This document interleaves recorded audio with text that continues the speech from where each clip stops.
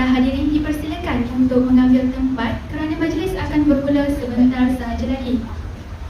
Mengumumkan keteribaan Tuan Muhammad Zaidi bin Ishaq, Pegawai Agama Jajahan Bukit Mertajam, dengan diiringi oleh Tuan Haji Ismail bin Yaakob, Guru Besar Sekolah Kebangsaan Almajaya, masuk ke dalam Dewan.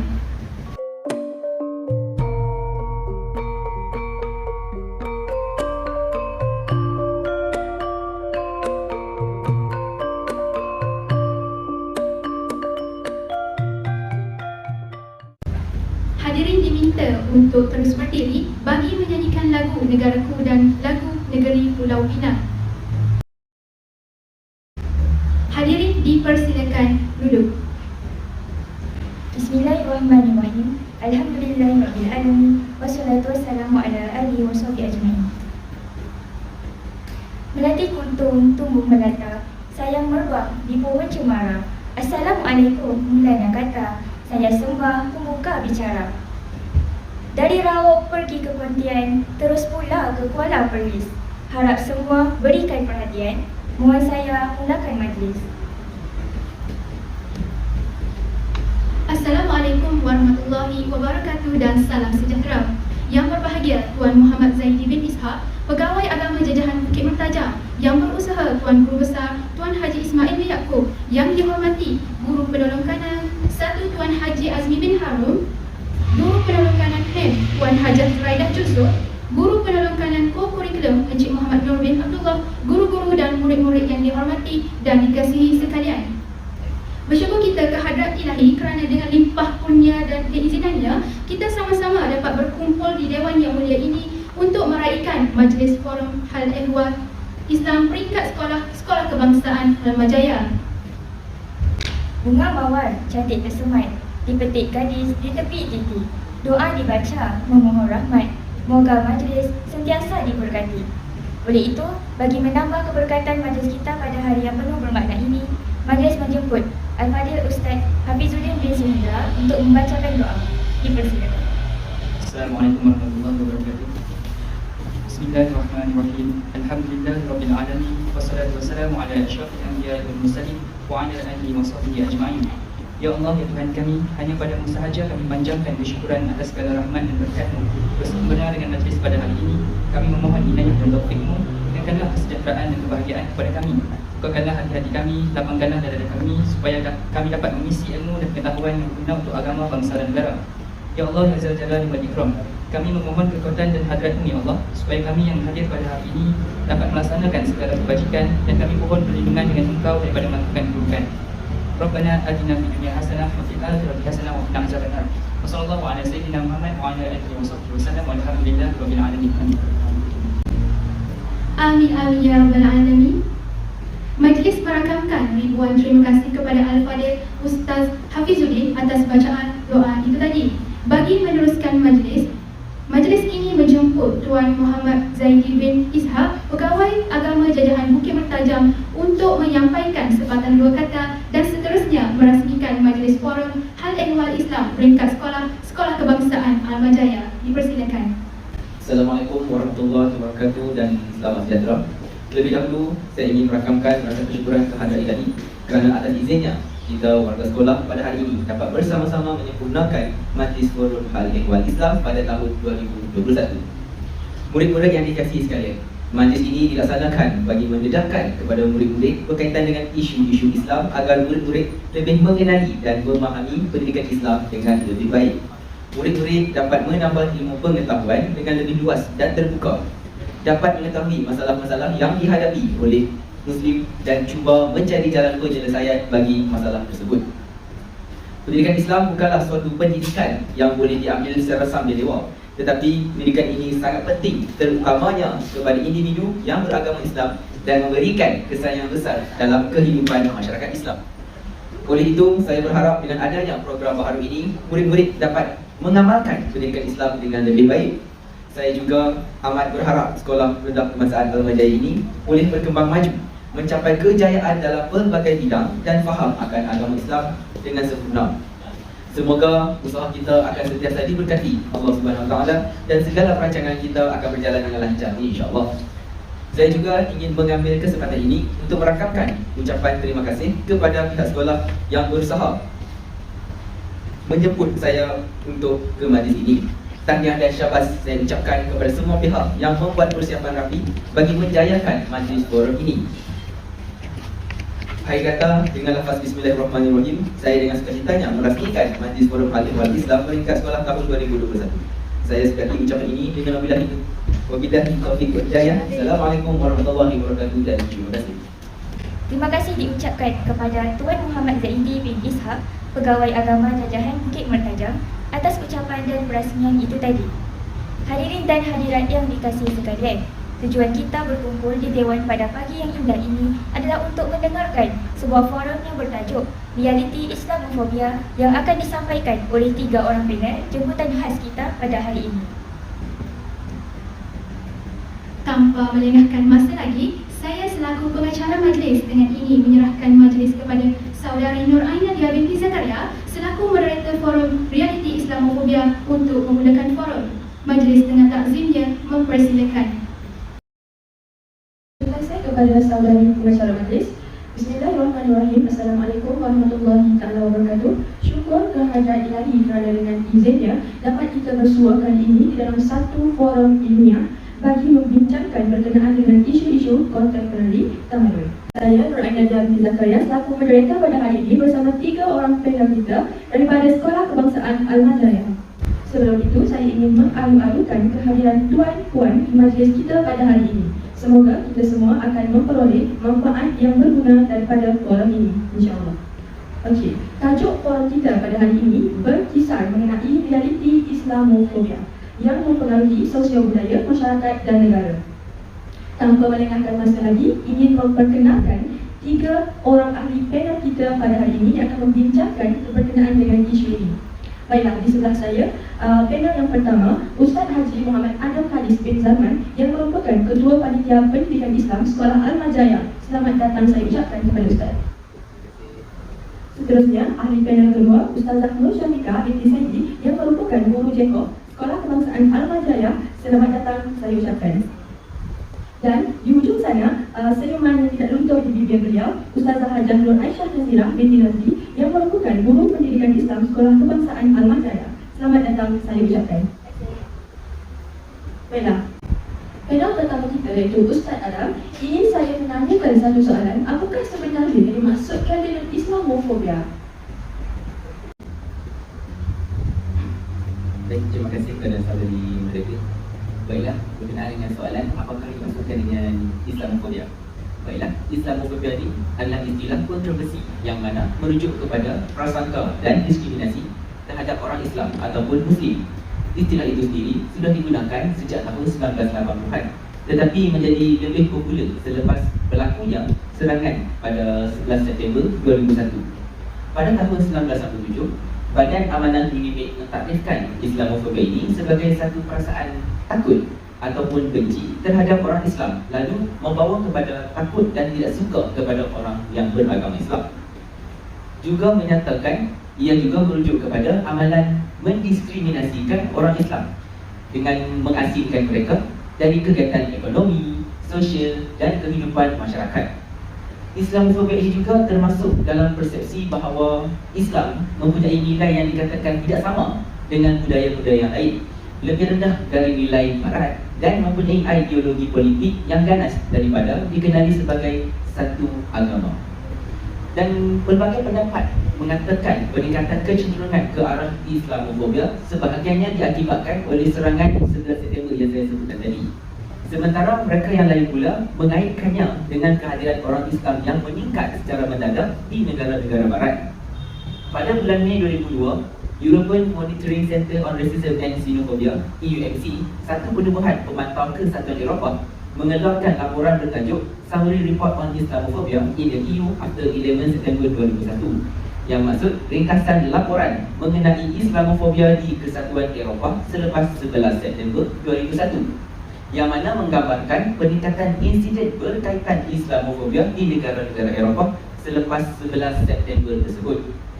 Dan satu forum telah berlangsung pada tahun 2001, Stockholm International Forum on Combating Intolerance, mengisytiharkan satu deklarasi yang antara lainnya meletakkan sifat ataupun sikap Islamofobia tersebut sebagai sesuatu yang melanggar nilai-nilai asas manusia. Rasisme, diskriminasi kaum, antisemitisme, Islamofobia, xenofobia, diskriminasi keganasan dan juga pembunuhan yang disebabkan oleh orientasi seks dan apa jua bentuk sikap tidak toleransi melanggar nilai-nilai asas manusia dan mengancam kebebasan masyarakat merupakan satu kesalahan. Baiklah, itu sahaja daripada saya. Terima kasih. Penerangan yang sangat mantap daripada Ustaz Adam berkenaan dengan isu Islamofobia tadi. Ustazah Nur Syafiqah, bagaimanakah pula dengan fenomena Islamofobia yang boleh memberi kesan kepada masyarakat? Dipersilakan. Baiklah, terima kasih diucapkan kepada saudari moderator. Baiklah, apabila kita bercakap tentang bagaimanakah pengaruh fenomena Islamofobia yang berlaku dalam kalangan masyarakat, sudah tentunya kita boleh lihat isu ini dari pelbagai aspek, misalnya melalui media. Hal ini demikian kerana isu ini mahupun media massa ataupun media elektronik mempunyai pengaruh yang sangat kuat dalam membentuk persepsi sesebuah masyarakat. Tambahan pula, media yang dikuasai oleh pihak yang prejudis kepada Islam sudah pastinya akan menggunakan peluang ini untuk menanamkan perasaan kebimbangan dan kebencian terhadap Islam. Bahkan mereka juga akan berusaha sedaya upaya untuk memberikan imej yang buruk kepada Islam dengan menyebarkan berita-berita yang menggambarkan kenegatifan Islam itu sendiri. Contohnya, seorang ahli politik Belanda yang dikenali sebagai Geert Wilders menerbitkan filem berjudul Fitnah pada tahun 2008 dan filem ini telah disiarkan secara berleluasa dalam kalangan masyarakat. Secara ringkasnya, filem ini memaparkan pandangan Wilders mengenai Islam dan juga Al-Quran. Namun begitu, ia dikutuk oleh masyarakat Islam antarabangsa, termasuklah Perdana Menteri Belanda sendiri iaitu Jan Peter kerana bersifat anti-Islam. Pada hakikatnya, penerbitan filem ini turut menyebabkan masyarakat umum, terutamanya masyarakat yang kurang pengetahuan mereka mengenai hal ini, mempunyai pandangan yang negatif terhadap Islam, khususnya Al-Quran. Selain itu, terdapat juga penerbitan beberapa filem lain yang berunsurkan Islamofobia seperti filem Innocent of Muslim arahan Sam Desai. Filem ini juga secara jelas menghina Islam dan Rasulullah SAW serta menunjukkan kesalahfahaman terhadap Islam itu sendiri.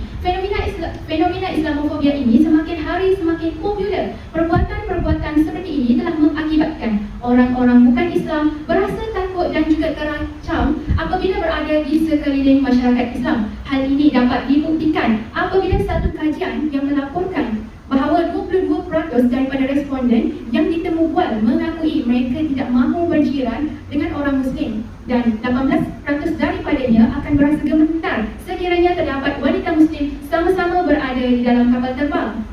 Ini jelas menunjukkan bahawa keadaan mental dan juga fizikal mereka terganggu akibat mempunyai persepsi negatif dan takut kepada orang Islam. Selain itu, terdapat juga manifestasi protes dan keganasan yang dilakukan untuk mempengaruhi masyarakat mengenai Islamofobia. Misalnya melalui penerbitan 12 lukisan gambar kartun yang menghina Nabi Muhammad SAW oleh Kurt Westergaard pada tahun 2005. Untuk maklumat hadirin dan hadirat sekalian, 12 lukisan gambar yang dihasilkan olehnya diterbitkan di bawah tajuk The Face of Muhammad dalam akhbar harian konservatif. Hal ini telah menimbulkan kemarahan orang-orang Islam di seluruh dunia. Justru itu, hal ini berlanjutan sehingga membawa kepada berlakunya peristiwa pembunuhan beramai-ramai pada tahun 2015 yang melibatkan 12 orang pekerja majalah seniman satira iaitu Charlie Hebdo di Paris. Perkara sebegini turut menjadi faktor kepada wujudnya fenomena Islamofobia secara berleluasa dalam kalangan masyarakat yang menyebabkan mereka memandang seram dan ganas terhadap Islam. Oleh itu, tidak hairanlah fenomena Islamofobia ini turut berlaku di negara Kanada apabila seorang pelajar muslimah telah dibuang sekolah hanya kerana tidak mahu menanggalkan tudung yang melambangkan identitinya sebagai umat Islam. Kes-kes sebegini jelas terbukti bahawa fenomena Islamofobia ini telah memberi kesan yang amat besar kepada kehidupan umat Islam sendiri dalam berbagai bentuk, khususnya di negara yang majoritinya bukan Islam. Baiklah, itu sahaja daripada saya. Sekian, terima kasih.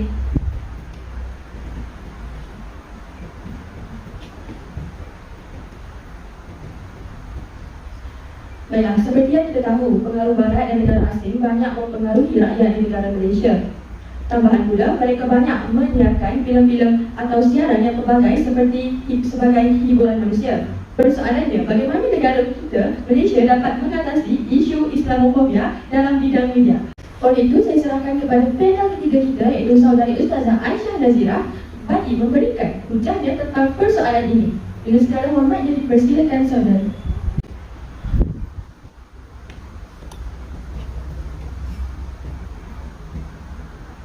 Okey, baiklah, terima kasih moderator yang semua murid berbicara. Berkenaan isu ini, kejahatan Islamofobia menyebabkan negara Malaysia terpaksa bersaing dengan saluran-saluran media dari luar negara dalam era globalisasi.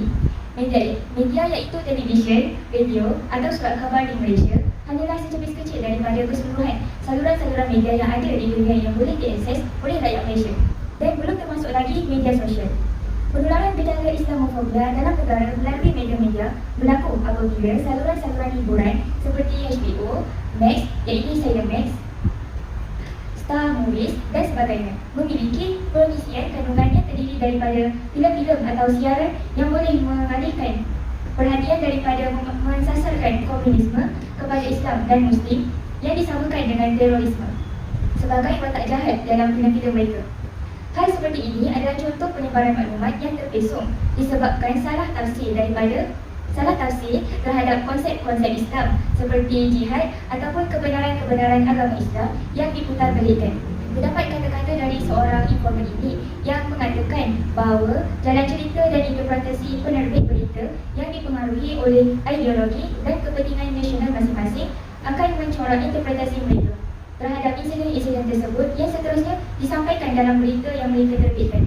Berdasarkan kata-kata atau pendapat informan itu, maka hal ini menyebabkan penerbit cerita atau penerbit siaran tersebut dengan mudahnya memberi satu versi cerita yang berkecenderungan memburukkan dan mengaitkan nama Islam dan Muslim. Hal ini perlu diatasi bukan sahaja oleh negara Malaysia, malah hendaklah diatasi juga oleh negara-negara lain yang turut menerima masalah sedemikian, terutamanya negara-negara yang memiliki populasi masyarakat Islam. Bagi negara Malaysia, usaha yang dapat dilaksanakan antaranya ialah dengan cara kerajaan mempergiatkan penyebaran saluran-saluran media yang dapat memperkenalkan agama dan masyarakat Islam dengan lebih jelas dan benar, seperti melalui saluran Isra Oasis, TV Al-Hijrah dan saluran-saluran lain, sama ada di saluran TV3, TV2, TV1, Isra Awali dan sebagainya. Terdapat juga program-program dan rancangan-rancangan khas yang memiliki pengisian Islam dan Muslim seperti Forum Perdana Ahli Islam, program Imam Muda, Bersamamu, Jejak Rasul, Al-Qur'an dan sebagainya. Memandangkan teknologi dunia semakin ke depan, maka muncullah aplikasi-aplikasi media yang baru seperti Facebook, Twitter, Instagram, YouTube dan sebagainya yang dapat dijadikan medium paling penting untuk menyebarkan maklumat tentang Islam dan Muslim dan maklumat bagi memerangi isu Islamofobia ini. Maka apabila kita sedar akan isu Islamofobia yang telah mempengaruhi negara dalam bidang media, maka hendaklah kita sama-sama menjadi penyumbang dalam perkhidmatan pelbagai media yang dapat menyebarkan kebenaran yang jitu tentang Islam dan masyarakat Muslim. Baiklah, itu sahaja daripada saya serahkan kepada saudari moderator.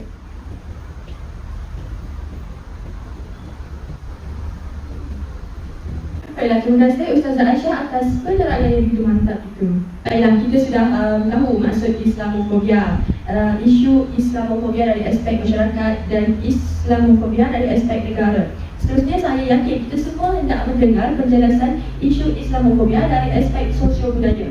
Oleh itu, dijemput Ustaz Alam untuk menerangkan berkaitannya. Dipersilakan. Baiklah, terima kasih saudari. Islamofobia cetus diskriminasi. Mereka berbincang. Perkara tersebut merupakan salah satu isu yang paling banyak diperkatakan apabila kita bercakap soal Islamofobia. Prof. Madya Dr. Rafidah Hanim Mohtar, iaitu seorang pensyarah di psikologi di Fakulti Perubatan dan Kesihatan Sains Universiti Sains Islam Malaysia. Beliau kerap ditanya ketika menghadiri persidangan perubatan ibarat pada 2002 ketika di Melbourne, Australia, dan 2 tahun kemudian di Los Angeles, Amerika Syarikat. Bukan sahaja oleh rakan sejawat, bahkan orang awam yang lalu lalang ketika melintas jalan yang bertanya, apakah yang dipakai di atas kepala anda? Kenapa memakainya? Tidakkah ia akan mengganggu kerjaya anda? Soalan tersebut sentiasa digunakan dengan jawapan memperkenalkan diri sebagai Muslim dan fakta bahawa penulis seorang doktor perubatan berinteraksi menggunakan istilah perubatan yang sama seperti mereka, dan secara automatik ia menjawab soalan terakhir di atas. Namun di Melbourne, persidangan dihadiri adalah sejurus selepas tragedi pengeboman Bali pada 12 Oktober 2002 di Bandar Kuta yang mengorbankan 202 orang. Kebanyakannya pelancong asing. Lebih separuh serangan hanya disebabkan mereka berhijab. Menghadapi halangan mengekspresi hak sebagai wanita Muslim. Itu gambaran sekitar 20 dan 25 tahun lalu ketika internet, portal berita dan media sosial masih belum meluaskan mobilisasi masyarakat global terhad.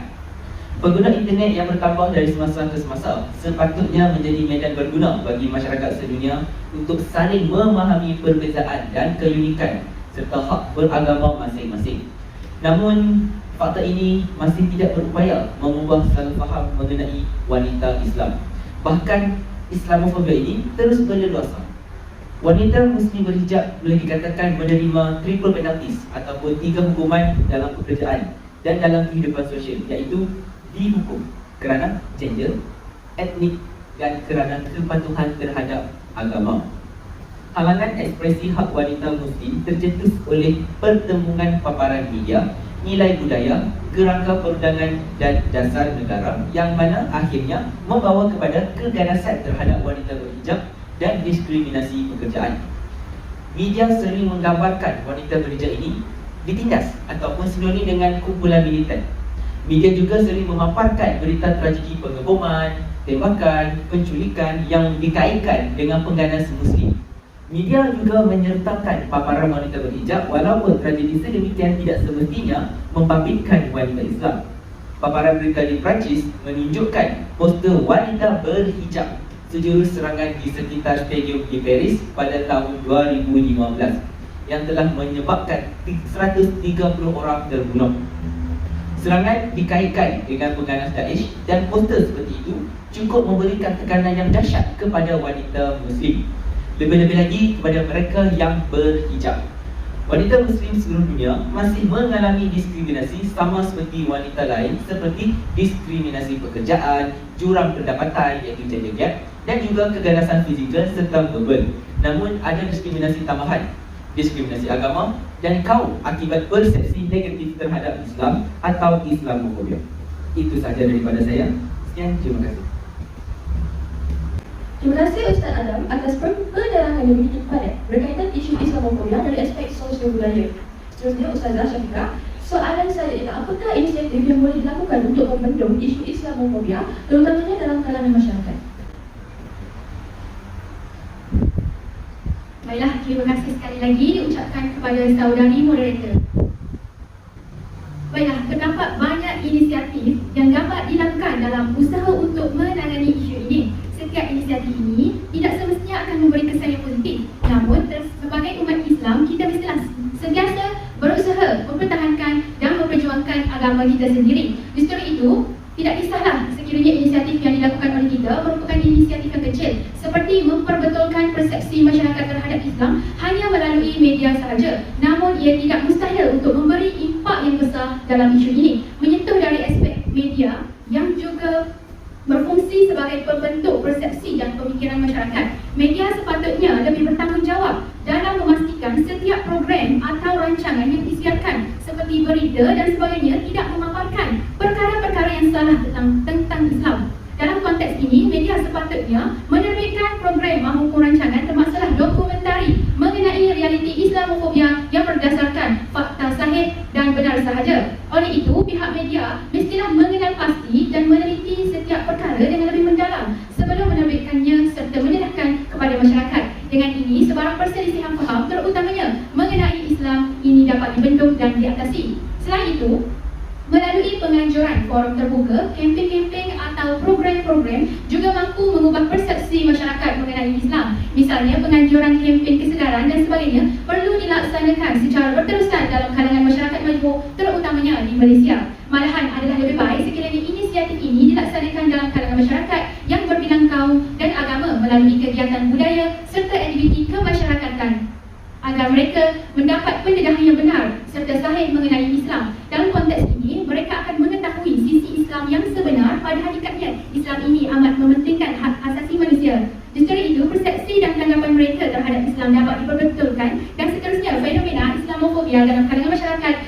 dibendung dengan segera.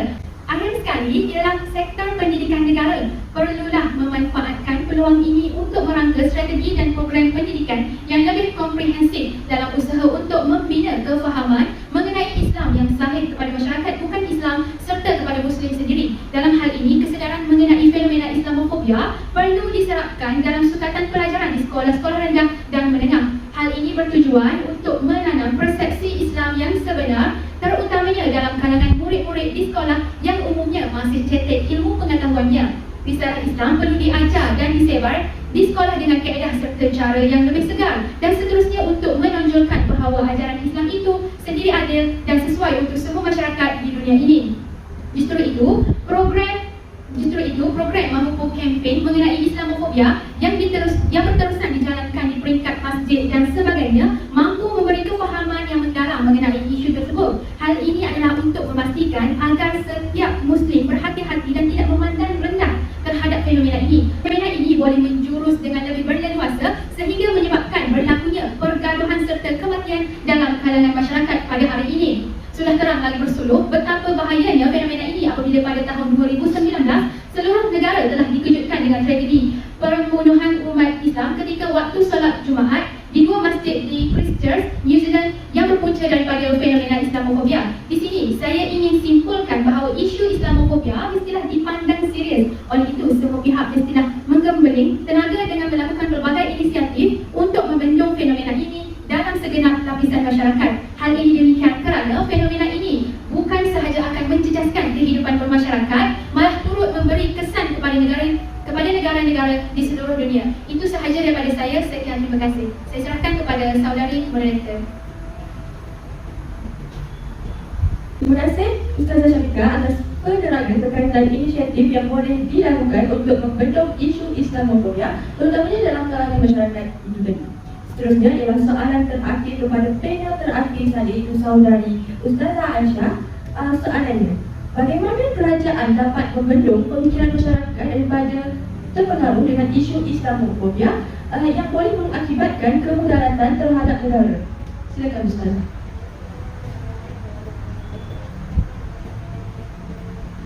Okey, baiklah. Terima kasih kepada saudari moderator. Baiklah, berkenaan hari ini, sekiranya isu Islamofobia dibiarkan tanpa dibendung oleh pihak kerajaan, maka pemikiran rakyat bukan Islam terhadap orang Islam menjadi salah dan tidak benar, terutamanya berkenaan teroris. Oleh sebab pemikiran tersebut, negara menerima gangguan dari pelbagai aspek seperti sosioekonomi. Gangguan berlaku disebabkan terjadinya diskriminasi terhadap umat Islam contohnya dalam bidang pendidikan, tempat kerja, peluang kerajaan, peluang perniagaan dan sebagainya, yang memberi impak besar kepada kehidupan umat Islam dalam negara, terutamanya di negara majoriti bukan Islam. Oleh itu, usaha yang dapat dilakukan oleh negara Malaysia contohnya bagi membentuk gejala ini ialah kerajaan hendaklah melakukan atau menyiarkan takrifan berkenaan Islamofobia secara rasmi sebagaimana yang dicadangkan oleh MAKSA, iaitu Malaysian Alliance of Civil Society Organisation, ataupun dalam bahasa Melayunya ialah Pertubuhan Masyarakat Sivil Malaysia bagi proses semakan berkala sejagat. Menurut pengurusi gabungan MAKSA ini, iaitu Lokman Syarif Alias berkata, kerajaan hendaklah memberikan perhatian yang serius terhadap rakyat Malaysia yang masih menghadapi masalah Islamofobia. Berdasarkan kenyataan tersebut, kerajaan disarankan agar mewujudkan takrifan rasmi tentang definisi dan konsep Islamofobia selari dengan kepentingan kedudukan agama Islam dalam perlembagaan persekutuan. Walaupun negara Malaysia majoriti rakyatnya beragama Islam, namun masih terdapat kesan masalah isu Islamofobia di pelbagai tempat seperti media, pendidikan, politik dan tempat kerja. Bagaimana hal ini boleh berlaku di tempat kerja? Antara sebabnya ialah tempat kerja tersebut tidak mempunyai ruang, platform atau tempat khas untuk membuat aduan rasmi. Selain itu, kurangnya pengetahuan mengenai hak-hak pekerja dan boleh jadi pekerja itu sendiri berasa takut untuk melaporkan kepada pihak berkuasa oleh sebab risau akan amaran yang diberikan oleh majikan atau takut akan kehilangan pekerjaan. Oleh sebab isu ini, pekerja yang beragama Islam terhalang bagi mengamalkan agama di tempat kerja. Antara halangan yang dimasukkan ialah hak pekerja wanita Islam untuk memakai tudung ketika bekerja, hak menunaikan solat fardu, hak menunaikan solat Jumaat bagi lelaki dan diskriminasi yang dihadapi oleh mu'alaf. Selain itu, kerajaan juga dapat melakukan usaha ini seperti dengan mencontohi langkah yang diambil oleh United Kingdom. iaitu melantik penasihat bebas dalam kalangan pertubuhan bukan kerajaan NGO Islam sebagai tempat rujukan bagi aduan mengenai isu kebencian terhadap umat Islam.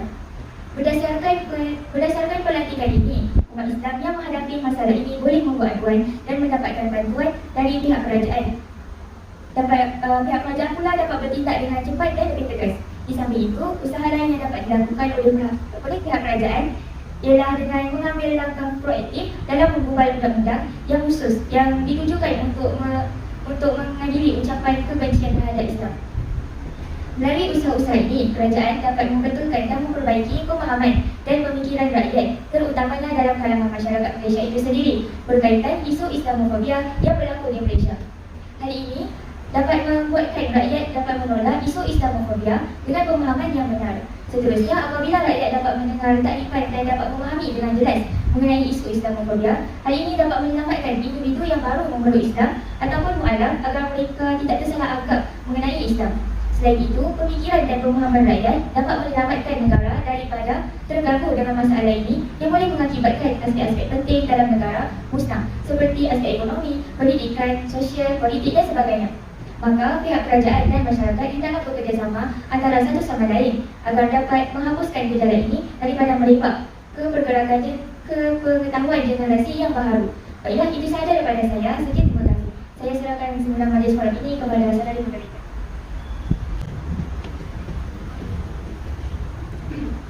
Terima kasih saya ucapkan kepada ketiga-tiga ahli panel kita kerana sudi hadir dan sudi menyuarakan pendapat masing-masing pada hari ini.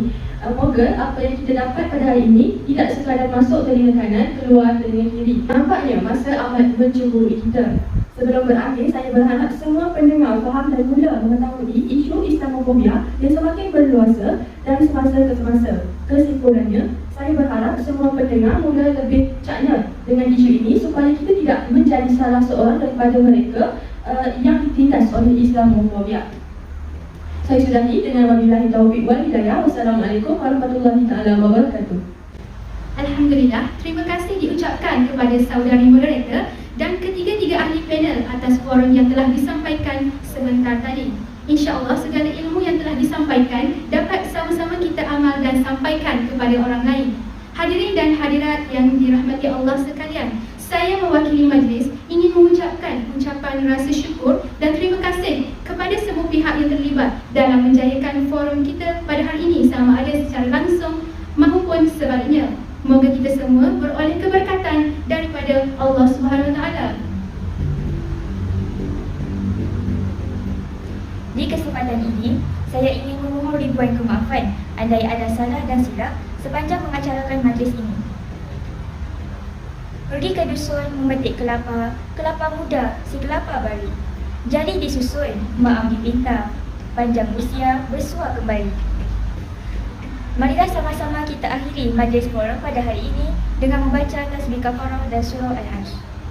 Perarakan keluar Tuan Muhammad Zaidi bin Ishak, Pegawai Agama Jajahan Bukit Mertajam, dengan diiringi oleh Tuan Haji Ismail Yaakob, Guru Besar Sekolah Kebangsaan Ahmadiyah, keluar Dewan.